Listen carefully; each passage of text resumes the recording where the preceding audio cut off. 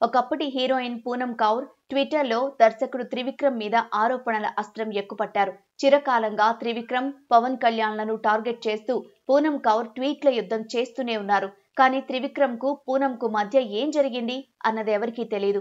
అలాగే అప్పట్లో పవన్ కళ్యాణ్కు పూనంకు మధ్య ఏం నడిచింది అన్నది కూడా ఎవరికీ తెలియదు. కాలం గడిచిపోయింది. ఇప్పుడు త్రివిక్రమ్ టాప్ డైరెక్టర్, పవన్ కళ్యాణ్ ఉప ముఖ్యమంత్రి. ఇన్నేళ్ల తర్వాత మళ్లీ ఇప్పుడు ఎందుకు పూనం తమ వ్యవహారాన్ని కదుపుతున్నట్లు? అసలు పూనంకు ఏం కావాలి? పూనం కోరుకుంటున్న జస్టిస్ ఏమిటి? త్రివిక్రమ్ మీద ఏ విధమైన చర్య తీసుకోవాలని పూనం కోరుకుంటున్నారు? ఎప్పుడో జమానా కాలంలో మా సంస్థకు ఫిర్యాదు చేశానని, కానీ స్పందన లేదని, స్పందన ఉండుంటే చాలా మంది సేవ్ అయ్యేవారని ఇప్పుడు అంటున్నారు. ఇప్పుడైనా చర్య తీసుకోవాలని అంటున్నారు. అయితే ఇక్కడే పూనం వైపు నుంచి లోపాలు లేదా తప్పులు కూడా కనిపిస్తున్నాయి. తనకేం కావాలి అన్నది క్లారిటీగా ఎందుకు చెప్పడం లేదు? ట్విట్టర్లోకొచ్చి పబ్లిక్ గా మాట్లాడినప్పుడు అన్నీ మాట్లాడాలి కదా. సగం సగం ఎందుకు మాట్లాడడం? తన సమస్య ఏమిటో చెప్పాలి కదా. త్రివిక్రమ్ వల్ల బోలెడు మంది నష్టపోతే ఈమెకెందుకు? నష్టపోకపోతే ఎందుకు?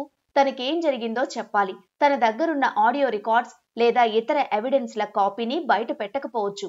కానీ ఏం ఉన్నాయో అవి ఛాంబర్ దగ్గర బాక్స్ పెట్టాం, అందులో వెయ్యండి అన్నారు ఛాంబర్ పెద్దలు.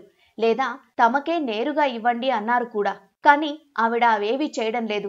సో ఇదంతా యాగి చేయడం కోసం చేస్తున్నట్లుంది తప్ప పక్కాగా ఫలితం కోసం కాదన్నట్లు ఉంది. నిజంగా త్రివిక్రమ్ వల్ల తనకు అన్యాయం జరిగిందని అనుకుంటే పూనం నేరుగా మీడియా ముందుకు వచ్చేయొచ్చు.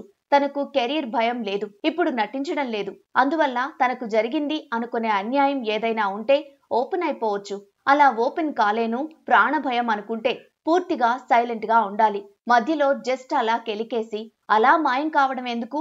ఇటు ఫ్యాన్స్ అటు ఫ్యాన్స్ కొట్టుకోవడానికి తప్ప మరెందుకు పనికిరాదు. త్రివిక్రమ్ లాంటి పెద్ద డైరెక్టర్ను కౌన్సిల్ పెద్దలు వివరణ అడుగుతారా? ఆయన చెప్తాడా? తప్పు అయితే బహిష్కరించగలరా? అవేవీ జరిగేవి కావు. అలాంటి చర్యల వల్ల ఒరిగేది ఏమీ లేదు. పూనం ఇలా కౌన్సిల్ వంటి సంఘాల ద్వారా ఏమీ సాధించలేదు. ఇలాంటి చిన్న లాజిక్ ఆమెకు తెలియదా? మరెందుకు ఈ రచ్చ? ఫైట్ చేయాలంటే ఓపెన్ గా వచ్చి ఫైట్ చేయడం, లేదు అంటే మౌనంగా ఉండటం. అయితే అంతకన్నా ముందుగా అసలు తనకు జరిగిన అన్యాయం ఏమిటి? త్రివిక్రమ్ అవకాశాలు రాకుండా చేశారా? మరేంటి అన్నది తెలియాలి. పూనం తనకు జరిగింది అన్యాయం అంటే అందరూ నిజమే అన్యాయమే అన్నట్లు ఉండాలి. అంతేకాని పూనం ఏవేవో ఊహించుకుని అది జరగలేదని, అది అన్యాయమని, దానికి త్రివిక్రమే కారణం అనుకుంటే సరికాదు. ముందు అది తేల్చుకొని తర్వాత ఎలా పోరాడాలి అన్నది డిసైడ్ చేసుకోవాలి. అలా పోరాడడం కూడా ఏ ఫలితం ఆశించి అన్నది కూడా క్లారిటీ తెచ్చుకోవాలి. లేదంటే జస్ట్ వన్ డే వ్యవహారంగా ముగిసి అబాసు పాలు కావడం తప్ప ఫలితం ఏమీ ఉండదు.